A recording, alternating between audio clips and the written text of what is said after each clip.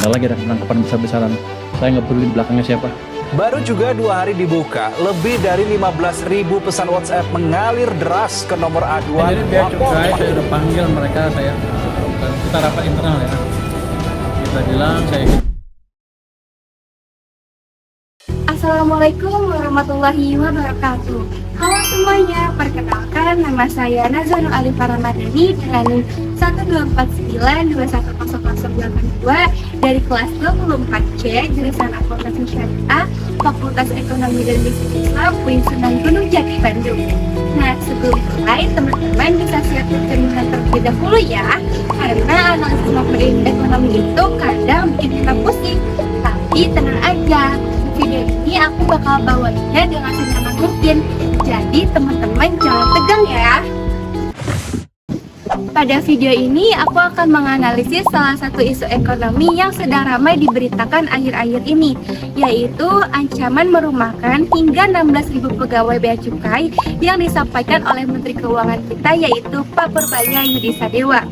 Nah, saya akan membahas analisis isu ekonomi ini dari sisi dampaknya terhadap ekonomi makro Indonesia dan juga bagaimana perspektif ekonomi Islam melihat fenomena tersebut.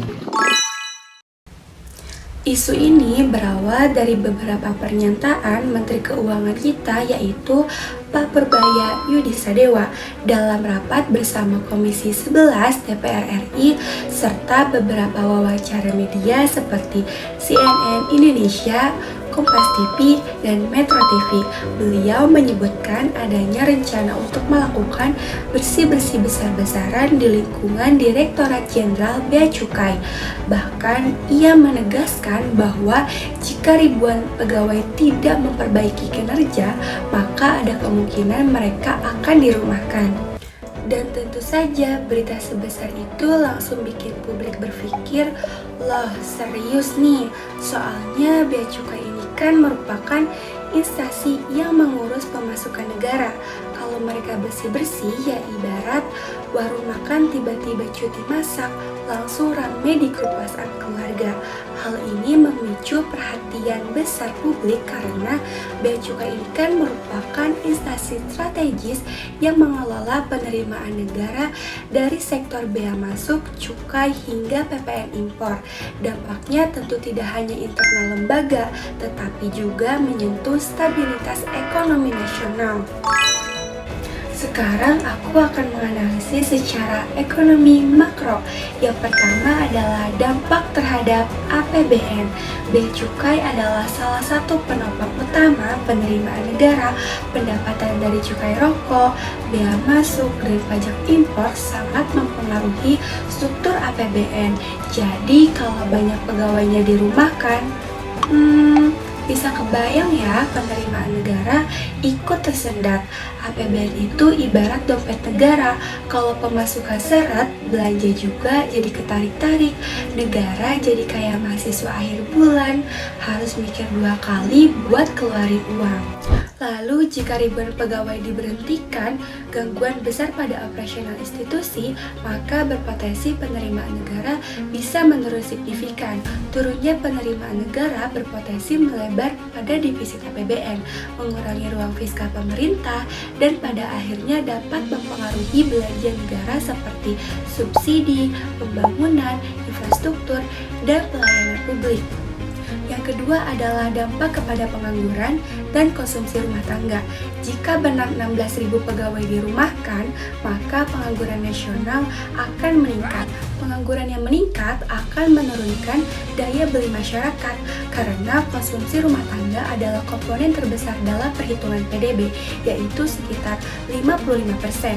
Dan seperti biasa, kalau daya beli turun, maka para pelaku usaha bisa ikut sedih karena efeknya itu berantai.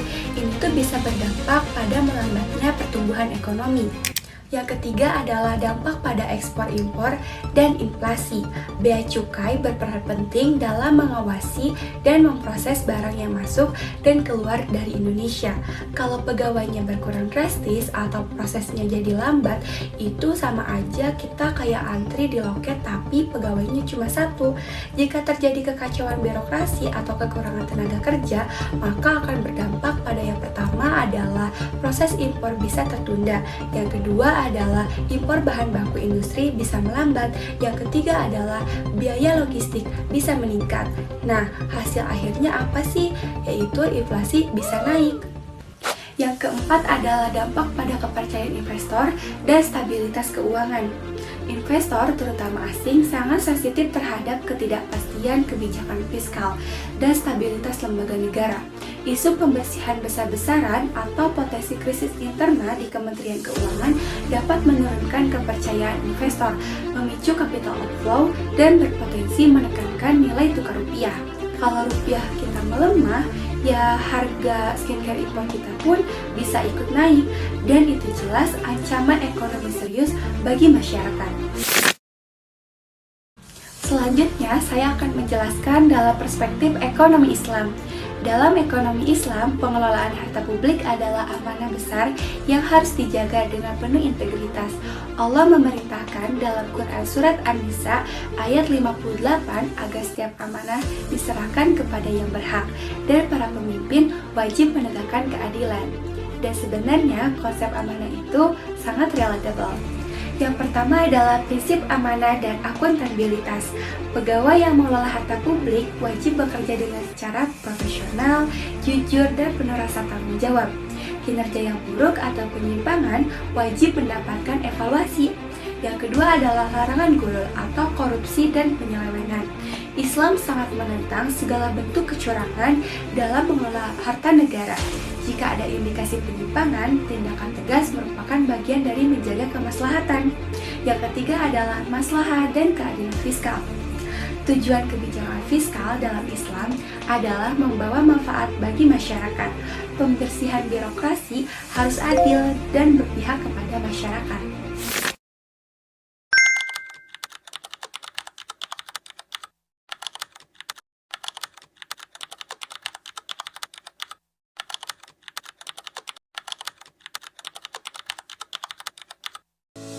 Terima kasih teman-teman telah menonton video analisis ini.